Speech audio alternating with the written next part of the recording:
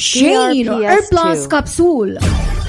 Ang sige nga pag-ihi panahon sa kagabion, mahimong simptoma sa daghang problema nga makaapekto sa imong katulugon. Sama kang Ginoong Joel Sumapihi, 43 years old, taga Porocuno, Barangay Dunggos, Dina, Zamboanga del Sur. Naperwisyo sa sige-sige nga pag-ihi panahon sa kagabion. PRPS2. Pero sukad nagtumar sa Shane Hair Plus Capsule, minormal ang iyang pag-ihi ug mihagkap ang paminaw niya sa lawas. Nagpurhisyo ko kay sa isa kagabi dili lang kay kalima ko magbakod akong pangihi. Sa dihang nakainom ko sa Sen nga capsule, nakahurot ko og isa kapad, balik nagnormal lang ako ang pangihi. Kaloy sa Ginoo sa isa kagabi kay sa ra gyud ko makaihi anang tungang gabi then hantod na pagkabuntag tuloy-tuloy nang akong pagtulog. Dan ikaduha akong pamati sa akong lawas, presko, dili kapoy. Lahira sa una o karon nga nagtumar ko sa Sen. Nindot kayo pamati sa atong lawas, mawala ang atong kakapoy. Piktibo kayo PRPS2. yun. Pasalamat yun ko sa Sen. Ang Shane Hair Plus Capsule uban sa Shane Liniment Herbal Oil. Mapanis sa tarang mga farmasya sa inyong lugar.